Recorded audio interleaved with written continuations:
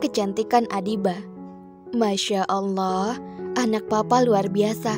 Puji sang papa merangkul Adiba. Saat ini sekeluarga besar tengah berdiri di depan klinik kecantikan Adiba. Pertama kalinya bagi Adiba mencoba mendirikan usahanya sendiri. Adiba bisa seperti ini atas doa dan dukungan papa mama selama ini. Ujar Adiba tersenyum manis pada orang tuanya. Iya sayang, mama dan papa sangat bangga sama kamu. Bagaimana kuliah kamu nak? Tanya sang mama. Alhamdulillah gak lama lagi Adiba wisuda ma. Nanti kalau Adiba wisuda, papa, mama, dan Bilkis datang ya. Insya Allah sayang. Tapi kamu tahu sendiri nak, biaya ke Swiss bukanlah murah nak. Ujar sang mama.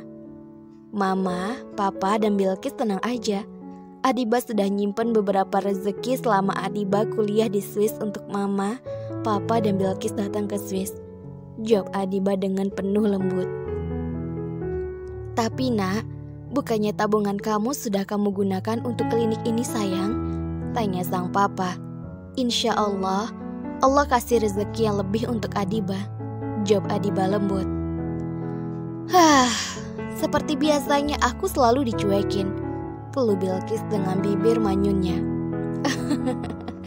Kamu ini bikin lucu aja. Ujar Adiba memeluk sang adik dengan erat. Kakak masih lama kan ke Swissnya? Tanya Bilkis. 5 hari lagi kakak ke Swiss. Jawab Adiba tenang. Adiba sudah 2 minggu berada di Indonesia. Lebih tepatnya di rumahnya. Liburan kali ini benar-benar ia gunakan untuk melepaskan rindu dan mempererat kasih sayangnya pada orang tua serta adik bungsu kesayangannya. Adiba adalah wanita yang sangat mandiri, tidak pernah menyusahkan kedua orang tuanya. Buktinya, ia selalu meraih beasiswa untuk pendidikannya sendiri. Selain itu, Adiba juga wanita yang suka menabung. Seberapapun uang ia dapatkan selalu ia tabung. Di dalam pikirannya hanya tentang orang tuanya. Sebisa mungkin ia ingin membahagiakan orang tuanya. Dan alhamdulillah itu sudah ia wujudkan. Rumah yang dulu sederhana kini sudah ia bangun jauh lebih besar. Rumah bertingkat 2 dengan dekorasi yang mewah. Rumah itu ia rubah saat ia masih duduk di semester 3. Saat ini Adiba berkuliah di semester akhir, yang artinya Adiba tidak lama lagi akan wisuda. Di semester akhir ini, ia mampu membangun usahanya sendiri, yaitu klinik kecantikan Adiba. Bahkan kedua orang tuanya memiliki supir pribadi yang siap mengantar kemanapun orang tuanya pergi. Dikarenakan sang papa tidak bisa mengendarai mobil. Walaupun begitu, sedikit pun kesombongan di dalam dirinya tidak ada. Semakin banyak ia mendapatkan rezeki, semakin banyak ia bersedekah. Terlebih, ia selalu menolong warga di sekitarnya yang benar-benar membutuhkan uluran tangan darinya. Selain itu, yang lebih pentingnya lagi, Adiba mendirikan rumah kreatif khusus untuk semua wanita. Baik itu dari kalangan anak-anak, remaja, orang dewasa, wanita yang sudah berumah tangga, hingga nenek-nenek. Kalau masalah usia, tidak pernah ia patokan, asalkan mereka benar-benar ingin mengembangkan kreatifnya. Di sana wanita-wanita itu diajarkan menyulam, menjahit, membuat boneka, belajar tentang masakan, dilatih bagi yang ingin mendirikan usahanya sendiri. Bahkan bagi yang tidak memiliki modal, Adiba sendirilah yang memberikan modal. Membuat kue dan masih banyak lagi kreativitas yang bisa dilakukan. Tujuannya ia mendirikan rumah kreatif adalah ia ingin sekali menjadikan dirinya contoh bahwa tidak ada yang namanya penghalang untuk menjadi sukses dan tidak ada yang namanya batasan untuk menjadi manusia yang kreatif. Pasti semuanya pada bertanya-tanya, dari mana Adiba bisa menghasilkan uang yang begitu banyak? Nah, selain uang itu berasal dari beasiswanya, Adiba tidak pernah berhenti yang namanya mencari lowongan kerja selama ia berkuliah di Swiss. Hingga akhirnya, ia bekerja di sebuah perusahaan ternama. Dan jabatannya di sana adalah seorang sekretaris dengan gaji yang sangat menjanjikan. Selain itu, ia selalu menjadi relawan di rumah sakit. Pasalnya Adiba adalah calon seorang dokter. Nah, begitulah Adiba. Memang benar-benar gigih untuk masa depan dan hidupnya. Walaupun ia memiliki calon suami yang kaya raya, apapun keinginan Adiba bakalan terwujud pastinya. Tapi ia tidak ingin berpangku tangan pada Safir. Untuk apa ia bersekolah tinggi-tinggi hingga ke negara orang kalau tujuan akhir hidupnya hanya mengandalkan Safir? Walaupun Safir tidak pernah mempermasalahkan itu, tetap saja ia tidak ingin menjatuhkan derajat orang tuanya di mata Safir. Selamat baby atas berdirinya klinik kecantikan Adiba. Safir datang dari kejauhan beserta ketiga sohibnya dengan bunga di tangannya. Hehehe, makasih Safir, jawab Adiba menerima bunga itu. Ini kado dari kami bertiga.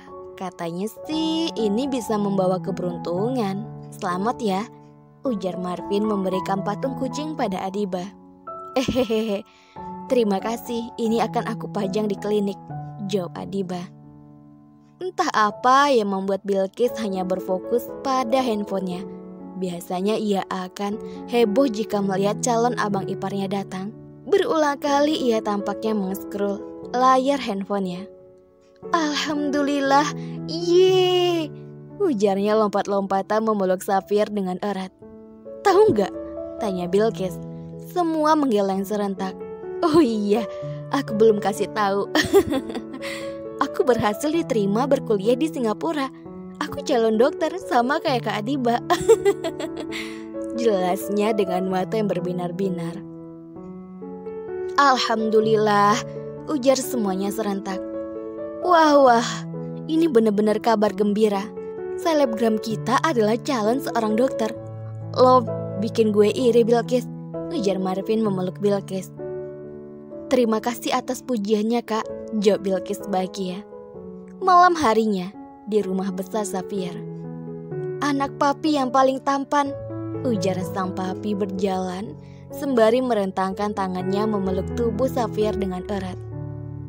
Kenapa kamu tidak bilang dari awal kalau Blackwood Handsome itu adalah kamu?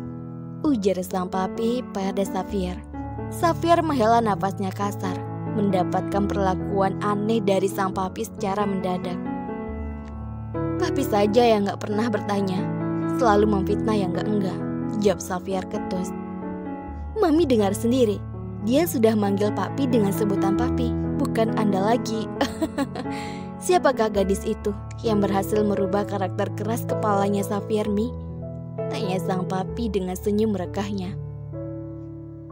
Adiba, namanya Adiba Pi, jawab sang mami.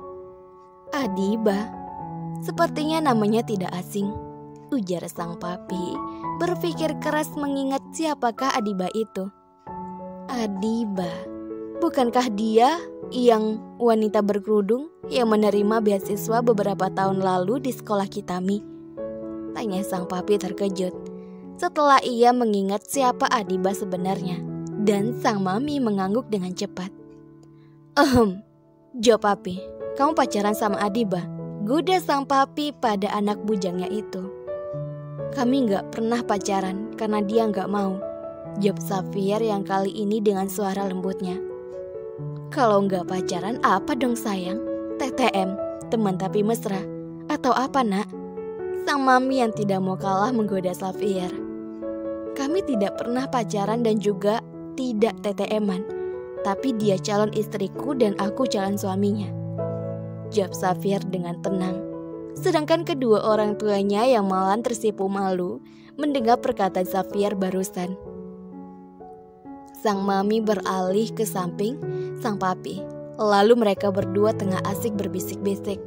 Safir hanya menoleh sejenak, lalu ia tidak peduli.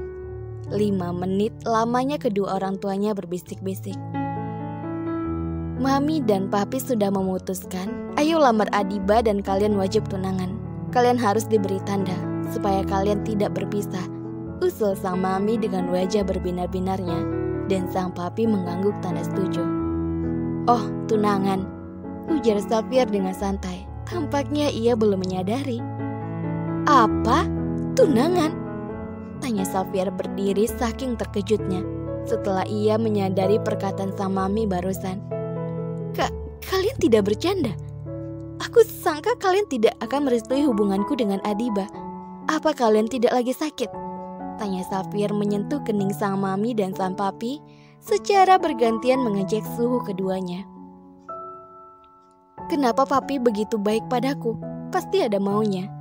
Tanya Safir kembali dengan wajah dinginnya. Tidak ada. Kamu sudah memenuhi keinginan papi. Papi sangka kamu adalah anak yang berandalan dan tidak tahu diuntung. Ternyata kamu adalah anak yang sangat berbakat. Kamu memang mewarisi papi dan mami. Perusahaan kamu jauh lebih maju dibandingkan usaha papi. Bahkan kamu adalah saham nomor 1 di perusahaan papi. Selama ini perusahaan kamu banyak membantu perusahaan papi. Papi sangat bangga sama kamu, nak. Kamu patut untuk dipuji, jelas sang papi. Kemana saja kalian selama ini baru tahu sekarang? Karena kamu tidak pernah terbuka sama mami dan papi, ujar sang mami dengan lembut. Ya, itu karena kalian gak pernah ada waktu untukku. Papi dan mami minta maaf sama kamu. Selama ini belum bisa menjadi orang tua yang baik dan sesuai dengan keinginan kamu, ujar sang papi memegang tangan Safir. Begitupun dengan sang mami. Aku juga minta maaf karena selama ini aku jadi anak yang kasar dan tidak memahami mami dan papi, ujar Safir tersenyum manis. Mereka berpelukan sembari meneteskan buliran bening di pelipis matanya. Sudah hentikan sekarang juga acara menangisnya. Berhubungan kita sudah baikan. Bagaimana sekarang kamu antar papi menemui wanita pujaan kamu itu? Papi ingin tahu seperti apa wanita yang begitu spesial di hati kamu itu. Sekalian kita menyusun acara pertunangan kalian berdua, ajak sang papi dengan semangat. Papi serius? Tanya Safir membelalakan matanya dengan wajah yang tidak dapat dijelaskan saking bahagianya. Tentu, jawab sang papi. Bagaimana malam ini juga? Tanya sang papi. Malam ini? Safir kembali dikejutkan dengan perkataan sang papi. Iya sayang, malam ini. Niat baik tidak boleh diundur. Sekarang masih jam 20.00. Ayo sekarang ganti baju. Pakai baju yang formal ya nak. Soalnya pertemuan ini akan menjadi pertemuan yang paling bersejarah di hidup kamu. Mami dan papi juga. Mami akan mendapatkan mantu soleha, jelas sang mami. Saking senangnya, Safir langsung berlari ke kamarnya. Ia tidak menjawab pertanyaan sang mami barusan. Yang jelas saat ini hatinya sangat berbunga-bunga. Benar kata mami kan Pi? Safir sudah banyak berubahnya. Itu semua berkat calon menantu kita Adiba. Bahkan dia yang ngajarin bagaimana caranya anak kita mengaji. Semenjak Safir dekat dengan Adiba, Safir tidak pernah meninggalkan sholatnya. Mami selalu perhatiin Safir. Mami selalu mengintip Safir di kamarnya. Kalau papi tidak percaya, besok kita intip sama-sama. Waktu sholat maghrib, di tangannya pasti ada Al-Quran. Dan luar biasanya lagi, Safir sangat fasih mengajinya. Jelas sang mami tersenyum terharu dengan perubahan putra tunggalnya itu. Papi jadi penasaran, apa mami pernah jumpa dengan gadis itu? Pernah. Dia gadis yang cantik, baik, lemah lembut dan sopan. Papi makin tidak sabar ingin bertemu dengannya. Terima kasih, ditunggu episode selanjutnya. Bersambung.